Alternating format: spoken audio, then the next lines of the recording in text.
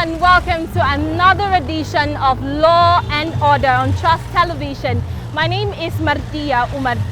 Criminal activities have been on an upsurge in the Federal Capital Territory. This is evident because lately there have been a lot of activities surrounding criminality. People have been complaining about some hotspots in the Federal Capital Territory. Now we're standing at Mpape Junction. We chose this location because recently somebody was robbed and stabbed, and later on the show we'll be having some people relate their experience of how their money were collected. Tricycle operators tricycle have been snatched on a daily basis, and according to what we've heard, this place seems to be a very, very hot spot, and residents and visitors who inadvertently keep to late night have said so many horrible things about this part of town in the Federal Capital Territory. So on this episode of Law and Order, we'll be taking a look at the criminal activities in this area and perhaps let the police tell us what they have been doing about curbing the upsurge of criminal activities in this area. So do not go anywhere. We'll be right back. Stay with us.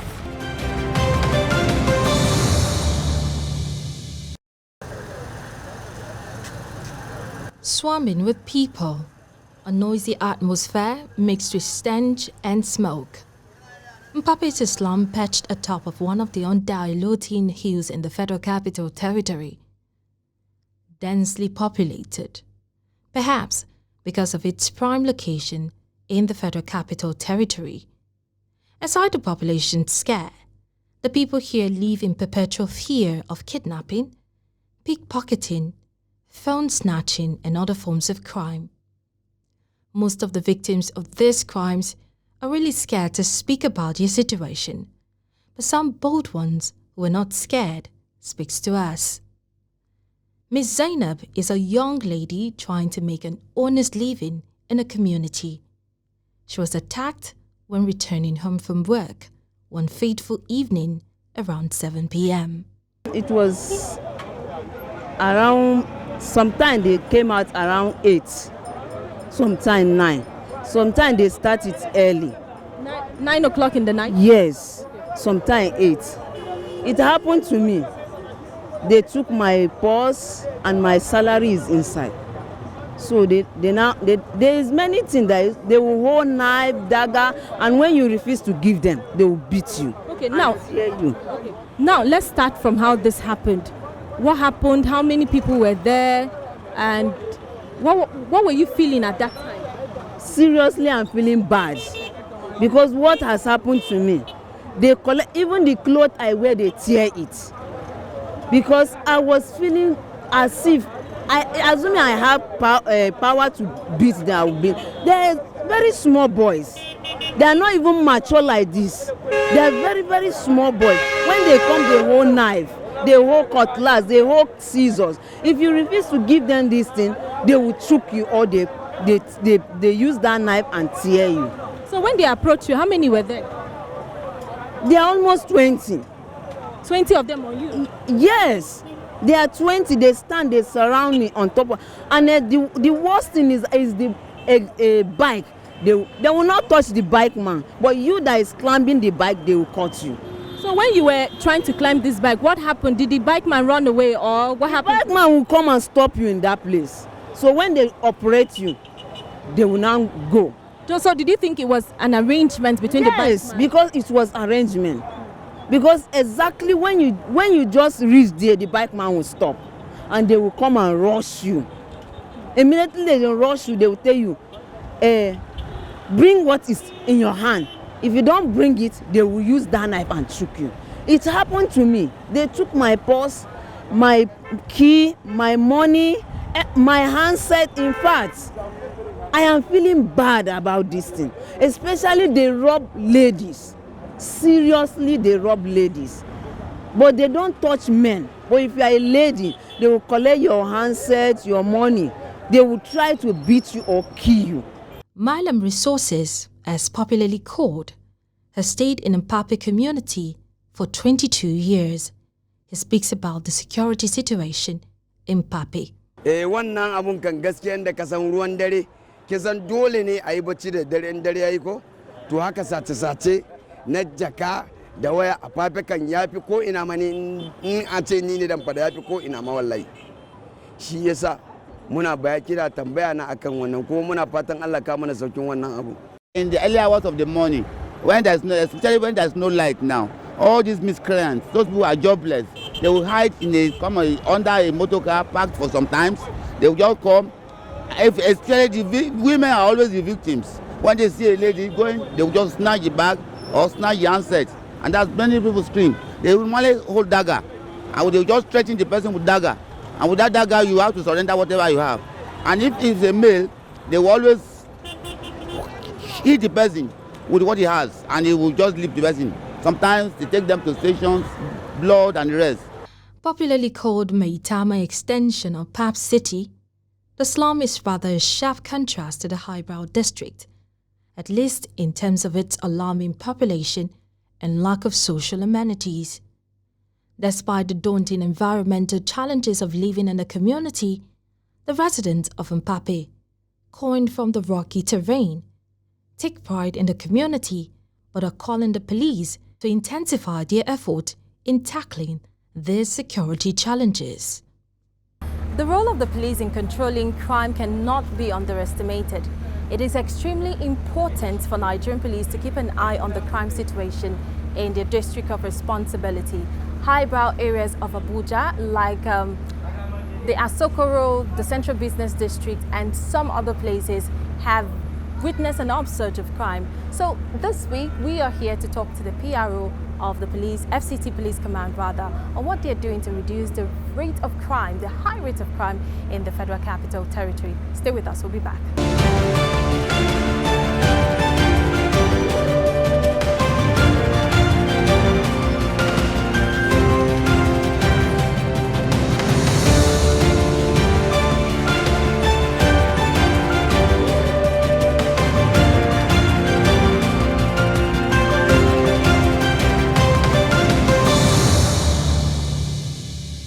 So far, so good. We've been doing our best in the FCT command. The Commissioner of Police FCT command, CP Babaji Sunday, is taking the fight to the criminals. And we've been, with all the strategies and the deployment so far that he has been doing, you can agree with me that FCT is a little bit crime-free, and our activities have been yielding success. Our activities have been put out there. We've been parading a lot of suspects. We've been going after these criminals, and Pape is not an exception. A lot of deployment have been made. Crime in FCT is quite different. And when you talk about FCT, all hands are on deck. And we have been working in synergy with a lot of other security agencies, or other organizations also. And of recent, we discovered a lot of complaints towards that axis. And the Commissioner of Police FCT Command, CP Babaji Sunday, has created another special tactical squad again that has been deployed in that axis. And I'm sure as we are talking, as we are having this conversation right now, there have been a lot of success, achievement, and I can assure you that with the cooperation and timely information from the public also, we're going to achieve what we have planned on ground right now.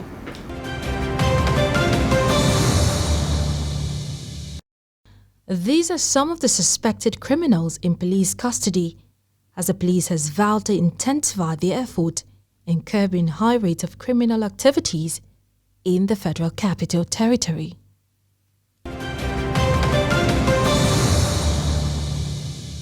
Because of a child that I collected from the command. What do you do with the child?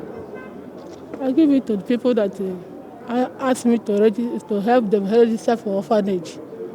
So that's why he was sent from orphanage and now collected.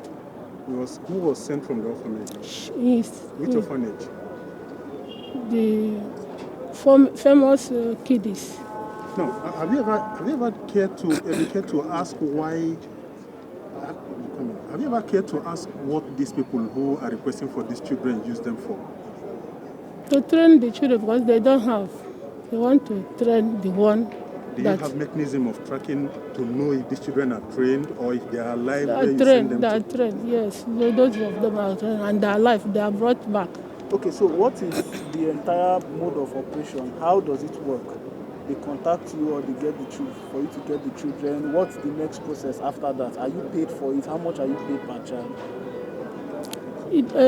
I paid for the orphanage. I registered from orphanage because he said that I should go through social welfare. I registered and they collected the amount they want. Then I registered with them. Then they have to call me that this thing is out. That's why they will send.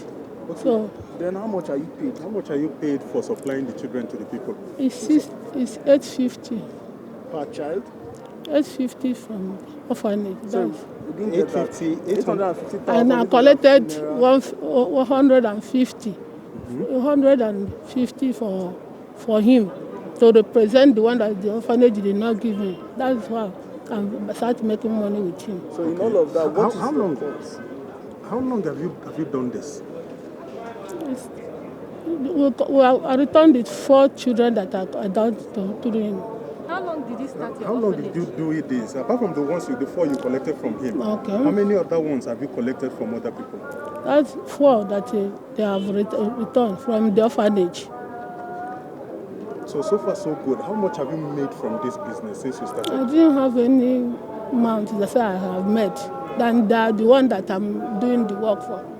But I thought you said you were paid for it. You were paid. They are paid from orphanage. They are paying just this that they collect. They ask me to tell them to collect. They will give. I will give it to them. Then what's now your gain? What's your own gain? The essence of what the woman used to do. You only help me.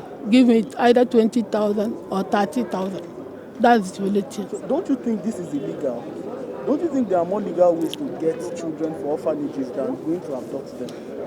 Because he's the one that give me guideline how to do it. I don't know. And what is the guideline? Guideline is that I should register with them. That's through them that they will call me through social welfare. And whenever they call me or they send anything to me, it means that the social welfare have answered them. I didn't know about it.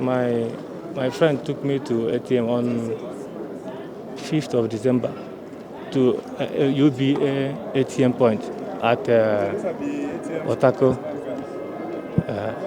He told me a role to play. When he collected the ATM, that I should touch the person. That's the only thing he told me. So once you touch the person, what happens? He went out with the... Sorry, you can't hear you. He went out with the card. Once you touch the person, the card disappears. No, he will go out with the card. Okay, then from then what happens? He will go and withdraw money from the person's account. Okay, so how much do you make per operation? No, I just followed him on 5th of December. Okay, so this is your first time? Yes. On your court. Can you explain this again? When you touch the person, how? What happens? I will distract the person when he wants to insert his card. I will touch the person. Then my boss, which is Bright, he's not here. He will go out with the card. So how does the card get into your position? The person will insert the card into the ATM. So you will touch the person to distract him or what? Yes, I will just distract the person. Then the other guy now will go with the card. Yes, sir. So where is the organ now? The one that... Yeah, he's not here. He ran away, sir. And the first time that you did it, were you not supposed to make something from it? How much did you make? The first time they catch that first time, it's just that's what happened. Not knowing that camera captured us on the ATM point. So that's why they find me. Normally, he just called me that there is a business that he want to teach me. I said, okay. He now come to Abuja. He called me that I should come to Abuja to come and meet him. How do you do Okay. The first day that he took me there, he said that I should stand outside. If security is coming, I should do it I should call him. I should just let him know that security is coming. I said, no problem. The first day that we went, he collected car, but I don't know her because there are 3. Me, big 4. I don't know her, then do the work. Okay, so your own is to look up. Yes. So how much do you get from For the first time, he gave me 22,000. Okay. The second one, he gave me 6,000. The third one, he said nothing come out. That is the day they owe me. Your name and your age? My name is Ode William, 32 years old. That money enter my account. I say, would you put money in my account now? I don't know anything about that thing. That case. You know, say money enter your account. He said money enter my account. I said I don't know anything about money. Your account, madam? So I don't know. Of a truth, I don't know. You know, I'm sick. Since right from the time my husband died, I never get myself. They say money enter my account. I don't know the person that is operating with my account. I don't know anything, money or cement, something. I don't know. My hand is.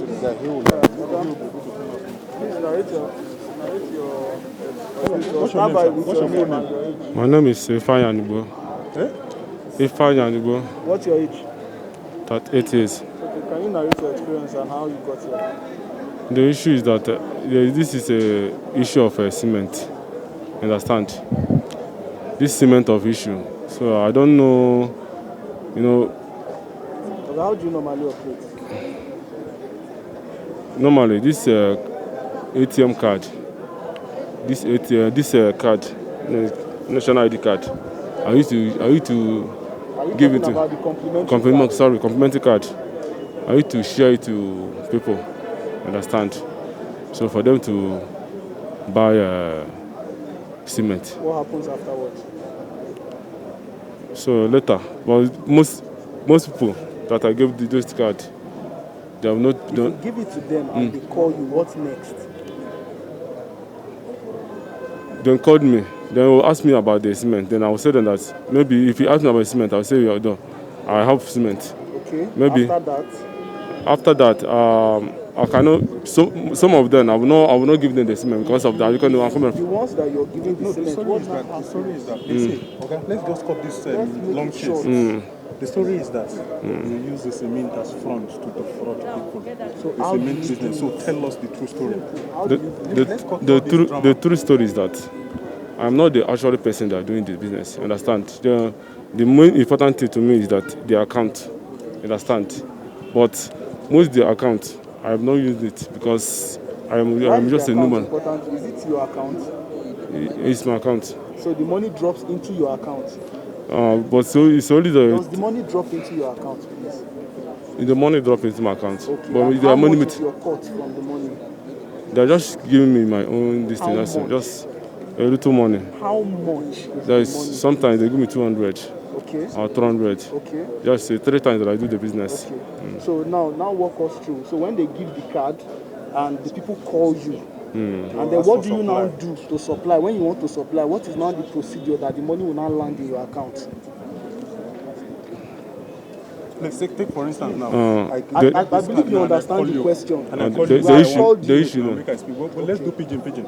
Let's say for instance now you give me this card, I can't call you say I want cement. How you did do them before I go send money to you? Tell us the story. For your account. The issue is that I will send my account number to you. Okay. Then once you see the cement, you make the payment. Once you see the cement. So did they ever see the cement? Sometimes they will not see the cement. If they don't see the cement, or if they see the cement, why is it called fraud? The issue is that most of them have not seen the cement. They will make the payment. Exactly. So that's why I want Okay, let me ask you this question. All those people where you supply, how did they get your mother's account number before dropping money into it? Who gave them your mother's account number and why? I'm the person that gave them the account number. Okay. Why did you give them? I just give them the account number because maybe before then I would never see any account. You know the procedure to have an account number. This is your mother. So they have been dropping in our account before they started dropping in your own? No, I don't have account then. You understand? So I use your own account, but So that means they have been dropping the money in our account before they started dropping in your own? Before you now open your own account? yeah. So it's only once they drop the money in your account.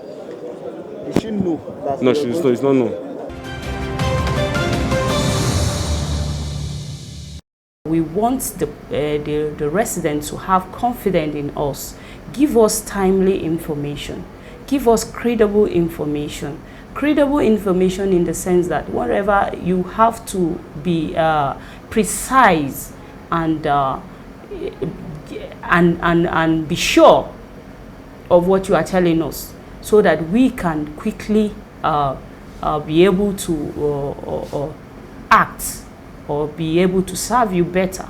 So with my present comment again earlier on, I said that we need the support of the public. The only police cannot do it. We can be everywhere.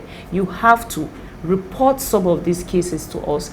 Try to talk to us with from your experience you share with us. If there's any problem, call the police. Have the confidence in the police. Call us. Give us timely information. Timely in the sense that when it's happening, you don't sit there. Some people will say it's happening to my neighbor. You don't call the police. If it happens to your neighbor today, it's going to happen to you next. So you have to call the police when something is happening, so that the police can quickly come. Because FCT is one of in police force, I think our response is very fast. We have good roads, we have good, we have vehicles, we have all these tactical teams. The RRS are there and all that. So when you call us, we can be able to respond to you. But when you don't call us, how do we know? Jurisdiction in FCT is not part of our we don't have problems with that, because the present Commissioner of Police, CP Babaji Sunday PSC, is operating the way he operates with his officers. He talks about it all the time in lectures where he lectures his men. There is nothing like jurisdiction. If you can if you call the police, DPO or DPO, they work together. We try to intervene in the situation first before we can now talk about jurisdiction. Like, he can be able to intervene or respond to any of distress or emergency call, and then later on he can hand it over to the next officer whom it happened within his jurisdiction. So jurisdiction is not a barrier to the way we operate now. Call any police officer within the FCT, he will respond to you the way that police officer under your jurisdiction will do. Definitely, jungle justice is barbaric. It's an act that in this modern society is not acceptable. It's very, very unacceptable, and we all are advising members of the public not to take the laws into their hands, because in most cases, jungle justice it cripples even the justice system, because in most cases, again, the suspect may not really be guilty. He may be caught under a kind of circumstances that may look like he's guilty. He may not be, and he may suffer a kind of injustice. So it's not acceptable. The police is not going to tolerate that, and anybody find practicing such thing will be dealt with according to law. Not in Federal Capital Territory, and we've been doing our best to keep the city safe, and If you want to hear from me that you should go and get a gun, then don't. we are not giving you the go ahead to go and get a gun. It's like you are advising everybody to go get justice for himself. No. So we are there for you. If you feel your life is in danger or you don't feel safe, call the police. If you are in any distress or in any situation, call the police, and the police will be there. So the only people, I think there are rules, there are rights, there are people who can legally carry weapons. But if you don't have the legal documents to acquire a weapon, you shouldn't. And I think, to me, I will rightly say within the SCT, there is no need for that, because we are there with our intelligent gathering. We've been making deployments. We are our security, our policemen are visible everywhere. So we're doing our best. Just give us information, credible ones, timely information. Use our numbers out there. Make use of the numbers out there, and we'll be there at the right time. So I've been hearing that news on me, and I've been seeing your colleagues sending me messages to confirm the strike. I'm not aware of any strike anywhere. There is no strike. The police doesn't go on strike. The Commissioner of Police has even called for lecture. He has lectured us on that, though that is a fake news, and it should not be taken into consideration. It's a fake news. Police are not going on strike.